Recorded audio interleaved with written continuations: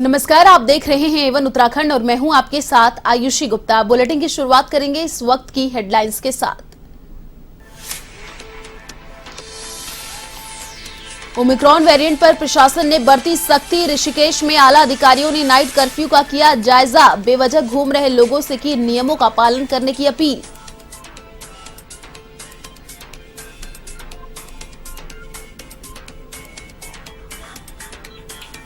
उत्तराखंड में भी बनाया गया कांग्रेस का स्थापना दिवस। प्रदेश अध्यक्ष गणेश गोदियाल ने किया ध्वजारोहण। आजादी को से लेकर अब तक के इतिहास को बताया स्वर्णिम।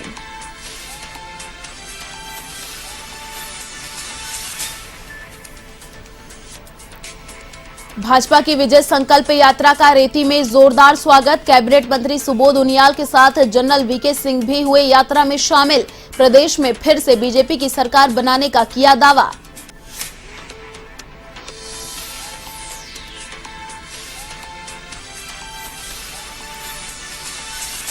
टिकमपुर में एसएमआई के गोदाम पर कार्रवाई। उप जिलाधिकारी ने किया औचक निरीक्षण। जांच में गड़बड़ियां मिलने पर लगाई फटकार। राशन डीलरों की शिकायत पर की छापेमारी।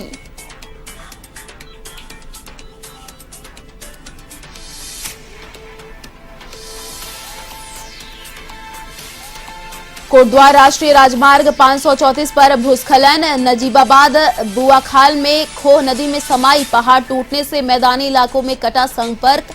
प्रशासन लगा मलबा हटाने में।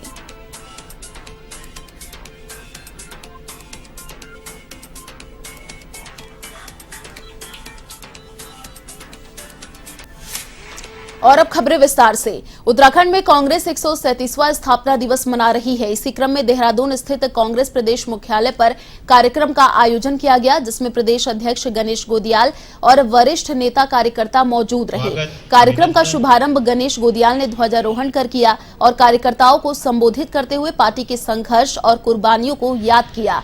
उन्होंने कहा कि कांग्रेस का हमेशा से ही संघर्ष का इतिहास रहा है और इस देश को सैकड़ों वर्षों की गुलामी से निजात दिलाने में इसी पार्टी ने अपनी अहम भूमिका निभाई है।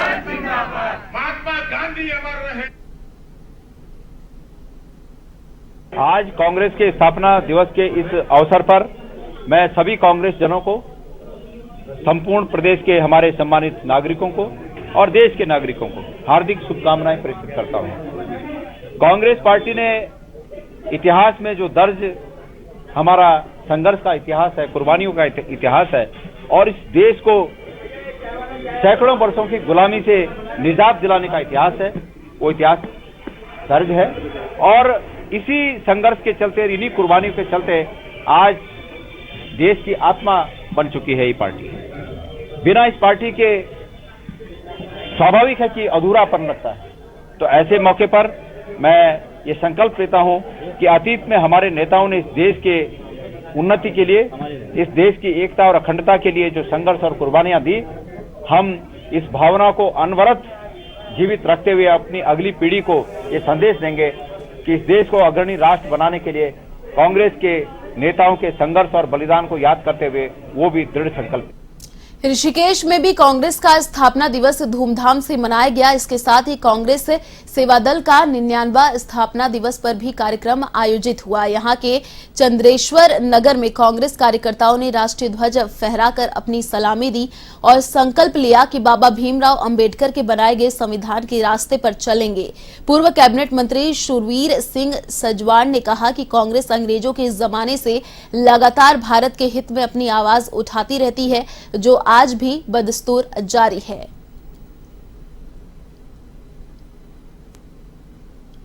इसके दुर्गा मंदिर चौक पर हम सब लोग कांग्रेस जनों ने इकट्ठा होकर झंडा रोहण किया और अपने उन तमाम नेताओं को याद किया जिन्होंने इस देश को आजाद किया, आज कांग्रेस को बनाने का काम किया। और आज हम सब लोग मिलकर उन ताकतों से लड़ने का काम कर रहे हैं जो इस देश को कमजोर करने का काम कर रहे हैं।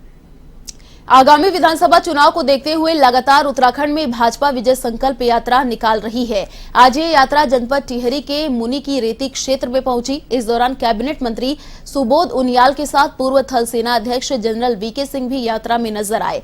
भाजपा कार्यकर्ताओं ने जनरल वीके सिंह और कैबिनेट मंत्री को फूल माला पहनाकर स्वागत किया। कैबिनेट मंत्री ने दावा किया कि 2022 में होने वाले चुनाव के दौरान भाजपा 60 से अधिक सीटें लाएगी और बहुमत में फिर सरकार बनाएगी। वहीं जनरल वीके सिंह ने हेलीकॉप्टर हादसे में जान गंवा चुके देश के पहले सीडीएस जनरल बिपिन रावत को श्रद्धांजलि दी। निकट भविष्य में इस क्षेत्र के लिए बहुत बड़ा एक नौजवानों को रोजगार के लिए और भारत के अंदर से पर्यटकों को आकर्षित करने की बहुत बड़ी योजनाएं होंगी। जिस तरह से उन्होंने हरिद्वार से लक्ष्मण झूला तक एक केबल कार के लिए और यहाँ से दुर्गापुरी तक केबल कार की तो यहाँ पर उन्होंने घोषणा की, मैं समझता हूँ ये अपने आप में बहुत बड़ी बात है। विजय तो निश्चित, लेकिन अब बाकी लोगों को संकल्प दिलाना। ये विजय संकल्प यात्रा इसीलिए है कि ये विजय का संकल्प लेकर जो हम निकले, घर घर जाएं, हर जितने भी लोग हैं सबको बताया जाए कि भारतीय जनता पार्टी ने उनके लिए क्या काम किया है, ताकि प्रदेश का और विकास हो। और उत्तराखंड में भाजपा विजय संकल्प रैली का आयोजन कर रही है। इसे लेकर अल्मोड़ा सांसद अजय टम्टा ने कहा कि गढ़वाल और कुमाऊं की विजय संकल्प यात्रा का समापन हल्द्वानी में प्रधानमंत्री मोदी करेंगे। इस रैली में जिस प्रकार का समर्थन मिल रहा है उससे साफ है कि 2022 में प्रदेश में भाजपा 60 पार करेगी और पूर्ण बहुमत से सरकार बनाएगी। 1 तारीख के कार्यक्रम आदरणीय नरेंद्र भाई मोदी जी के जो हल्द्वानी का प्रवास है, कुमाऊं का प्रवास है, उस तक रहेगी। और ये संकल्प यात्रा में हमने ये अवश्य देखा है कि जिस प्रकार से केंद्र की सरकार की और राज्य सरकार की योजनाओं का लाभ बड़े उत्साह के साथ जिस जनता। उत्तराखंड विधानसभा चुनाव दस्तक के साथ चुनावी संग्राम की सरगर्मियां तेज होने लगी हैं। भाजपा 60 पार के लक्ष्य को पाने के लिए विधानसभा क्षेत्रों में अपनी दमक बढ़ाने में जुटी है। अल्मोड़ा विधायक और विधानसभा उपाध्यक्ष रघुनाथ सिंह चौहान ने कहा कि भाजपा सरकार ने जिले में ऐतिहासिक विकास कार्य किए हैं। उन्होंने कहा कि काम के आधार पर पार्टी जिसको उम्मीदवार घोषित करेगी उसी अनुसार चुनाव लड़ेगी।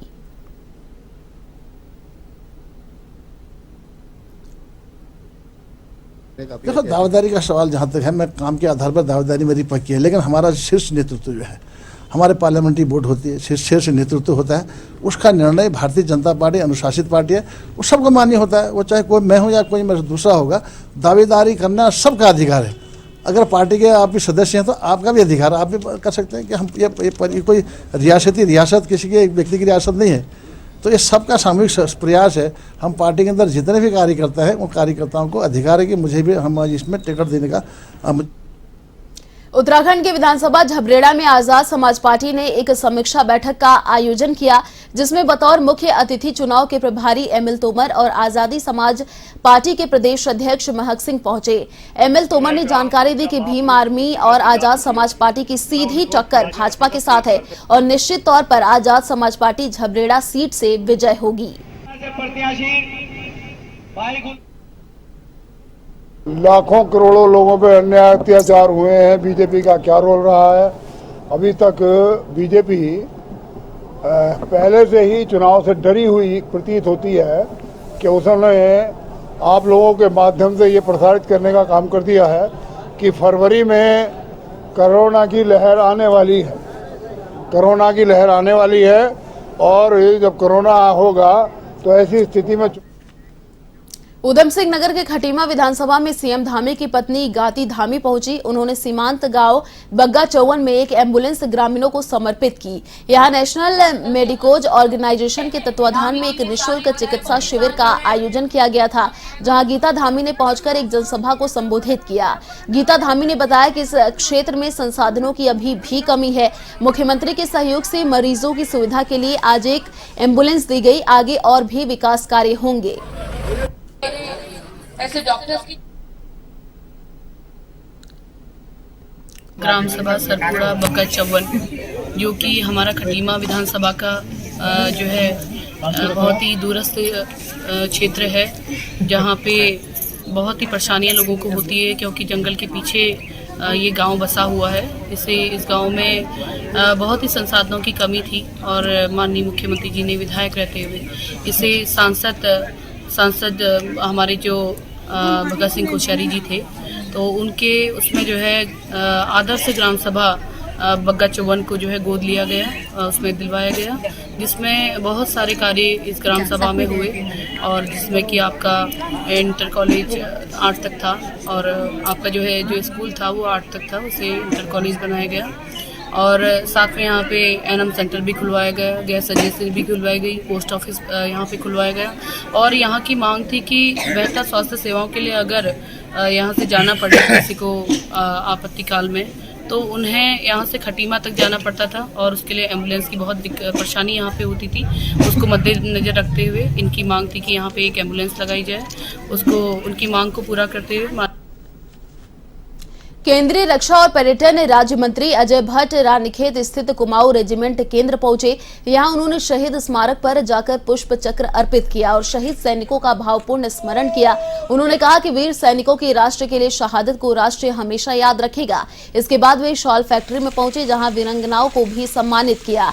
उन्होंने कहा कि इन वीर जवानों की वजह से हमारी सीमाएं सुरक्षित है। इनकी वजह से आज देश सुरक्षित है। हम आज चैन की नींद इसलिए सोते हैं क्योंकि हमारी सीमाएं बहुत मजबूत हैं।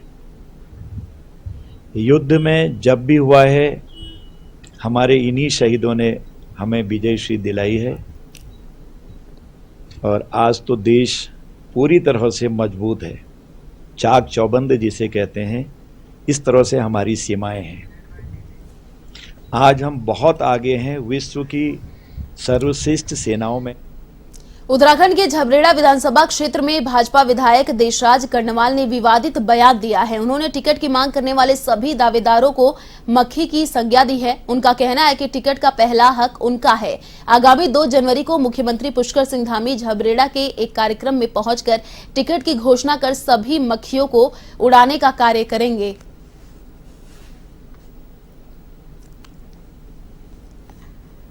गुड़ हूँ, मैंने प्रदेश में सभी विधायकों से ज्यादा काम किया है। मैंने देश में सभी विधायकों से ज्यादा विधायी कार्य किया है। मैं गुड़ हूँ, इसलिए मक्खी भिड़कने के लिए आ गई है। मैं करूंगा उन मक्खियों से कि वो थोड़ा गुड़ से थोड़ा ऊपर को ही रहे, उसमें बैठने की कोशिश ना करे। कभी वो धामी हल्द्वानी के दौरे पर हैं। सीएम धामी हल्द्वानी दौरे पर, चलिए आपको दिखाते हैं सीधे लाइव तस्वीरें। स्वरोजगार उनका और तेजी से चले और रोजगार को लोगों को जोड़ें, उसके लिए हम लगातार काम कर रहे हैं। 5 लाख रुपए तक के ऋण देने की हमने व्यवस्था की है। वीर चंद्र सिंह गढ़वाली योजना में हमने जो 10 लाख 15 लाख की सब्सिडी थी उसको 25 लाख तक हमने बढ़ाने का प्रावधान किया है। होम स्टे योजना में हमने और सब्सिडी बढ़ाने का हमने प्रावधान किया है। हम ऐसे फैसले लगातार ले रहे हैं जिससे कि हमारे सभी नौजवानों को रोजगार के साथ साथ स्वरोजगार से भी जुड़ने का अवसर मिले। उसके लिए हम बैंकों को भी लगातार, अगर आप लोगों में से भी कोई काम करना चाहता है, कोई अपना घर में रहकर काम करना चाहता है, कोई छोटा सा समूह चलाना चाहता है, तो जैसे माननीय प्रधानमंत्री जी की कल्पना है लोकल फॉर वोकल, हमारे यहाँ के उत्पाद बने, उत्पादों को जो है बाजार मिले, उसके लिए हम लोग पूरी तरह से प्रतिबद्ध हैं, संकल्पबद्ध हैं कि आप सब लोगों को आगे आना चाहिए। क्योंकि मैं ऐसा मानता हूं, जितना मैंने आपको गिनाया, सरकारी नौकरी है या फैक्ट्रियों की नौकरी है, उद्योगों की नौकरी है, ये हमारी लाखों में हो सकती है, लेकिन उसके बाद भी हमारे लाखों लोग बच जाएंगे। अगर सब लोग स्वरोजगार की तरफ भी जाएंगे तो निश्चित रूप से दोनों का जब समन्वय होगा, रोजगार का और स्वरोजगार का, तो जो हम आज एक बड़ी समस्या है हमारे सामने की, काम नहीं है, रोजगार नहीं मिल पा रहा है, वो हमारी समस्या बहुत हद तक जो है आसान हो जाएगी। तो इस क्षेत्र में हम लगातार काम कर रहे हैं। आज के अवसर पर चूंकि ये हमारे यहाँ पर बताया गया है कि 35 कंपनी के लोगों ने भाग लिया है और पहले शायद मेरे ख्याल से जब लिखा गया होगा तो 960 इसमें है, लेकिन बाद में बता रहे हैं कि 1100 के लगभग लोगों ने अभी तक रजिस्ट्रेशन करवा लिया है। मैं विभाग के सभी लोगों से कहना चाहूँगा, हमारे बोरा जी भी हैं, ये भी हैं, और सब लोग गोस्वामी जी हैं, चलाल जी हैं, आप सब लोग मिलकर, ये मेला केवल औपचारिक मेला नहीं होना चाहिए, और मेले में आए हुए जिनका रजिस्ट्रेशन हुआ है उनको अगर आज रोजगार नहीं मिल पा रहा है तो आगे बात करके कि और वो वैकेंसी बढ़ाएं या अन्य आप समूहों में बात करके इन सभी लोगों को कहीं ना कहीं समायोजित करवाने की व्यवस्था करिए। जितने लोग ज्यादा से ज्यादा हो जाएं आप उनसे अनुरोध करिए और समूह को लाइए, नेक्स्ट मेला आयोजित करवाइए, या इनकी क्या होती है उसको क्या बोलते हैं वो प्लेसमेंट जो होता है, क्या बोलते हैं उसको, हाँ कैंपस प्लेसमेंट, कैंपस प्लेसमेंट के लिए इसका प्रयास करिए। और मैं अभी चूंकि हमारा ये प्रयास है कि कोई भी खाली न रहे, और हम इसके लिए उद्योग समूह के लोग भी यहाँ आए होंगे, उनसे भी हम अनुरोध कर रहे हैं कि अधिकतर लोगों को आप कोशिश करिए कि हमारे यहाँ के लोगों को ले लिया जाए, और लेने के बाद इन सभी को साझीदार बनाया जाए। तो आज के अवसर पर चूंकि बहुत ज्यादा न कहते हुए 2-3 चीजें हमने और की हैं आप लोगों की जानकारी के लिए। सरकारी जो नौकरियां हैं, उन सरकारी नौकरियों में हमने 1 साल की आयु सीमा बढ़ाई है। कोरोना महामारी में बहुत सारे लोग एग्जाम नहीं दे पाए, बहुत सारे एग्जाम हो नहीं पाए, इसलिए 1 साल की आयु सीमा बढ़ाई है हमने। इसके साथ साथ जितने भी हमारे परीक्षा के फॉर्म भरे जाने हैं, जो लोक सेवा आयोग की परिधि में आने वाली परीक्षाएं, चिकित्सा चयन बोर्ड की। चलिए बढ़ते अगली खबर की ओर। लक्सर के टिकमपुर एसएमआई गोदाम पर उप जिलाधिकारी ने छापा मारकर औचक निरीक्षण किया। निरीक्षण में कई तरह की गड़बड़ियां मिली, जिसे लेकर एसडीएम ने एसएमआई को जवाब किया है, तलब किया। आपको बता दें कि लक्सर तहसील के 97 राशन डीलरों को टिकमपुर स्थित एसएमआई के गोदाम से राशन मिलता है। एसडीएम को एसएमआई गोदाम के बारे में लंबे समय से शिकायतें मिल रही थी। पिछले दिनों एसडीएम ने एसएमआई आपूर्ति निरीक्षक और राशन डीलरों की बैठक भी ली थी। ऐसे में शिकायतों का निवारण करने के लिए औचक निरीक्षण किया।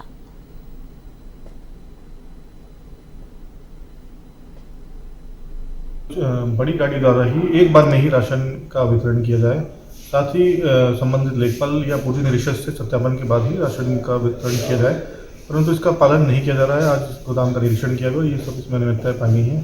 साथ ही जो राशन इशू किया जा रहा है उसका प्रॉपर हिसाब नहीं रखा जा रहा है, और जो गाड़ी में जो राशन ले जा रहा है उसमें भी काफ़ी अंतर पाया जा रहा है। इसके अलावा जो गाड़ी राशन ले जा रही है उसमें भी ओवरलोडिंग पाई गई है, तो उसमें 2 गाड़ियों के विरुद्ध चालान कर। लालकुआ विधायक नवीन दुमका ने ग्राम हल्दूचौड़ जयराम और हेड़ा गज्जर में स्वीकृत नलकूप का भूमि पूजन किया। उन्होंने 90,37,000 रुपए की लागत से बनने वाले सिंचाई नलकूप का भूमि पूजन किया। विधायक नवीन दुमका ने कहा कि उनका निरंतर प्रयास रहा है कि मूलभूत जरूरतें जनता तक पहुंचाने के सारे प्रयास किए जा रहे हैं, जिसमें उन्हें काफी हद तक सफलता मिली है। अब इस नलकूप का भी लाभ स्थानीय काश्तकारों को जल्द मिलेगा। 99,37,000 रुपये आंकी गई है, और लगभग 310 लोगों को पेयजल सिंचाई प्रत्यक्ष फायदा होगा। 1200 मीटर पुल बननी है। कुल मिलाकर के लंबे समय से प्रतीक्षा था। बीच में केंद्र सरकार ने ट्यूबवेलों के निर्माण पर जल की कमी, जल का स्तर नीचे आने के कारण रोक लगा रही थी। मैं तत्कालीन मुख्यमंत्री माननीय त्रिवेंद्र सिंह का भी धन्यवाद करता हूं कि उन्होंने उसमें तमाम चीज़ों के बावजूद बीच का रास्ता निकाला। फिलहाल इस बुलेटिन में इतना ही। देश और दुनिया की तमाम बड़ी खबरों को देखने के लिए आप देखते रहिए A1 TV। नमस्कार।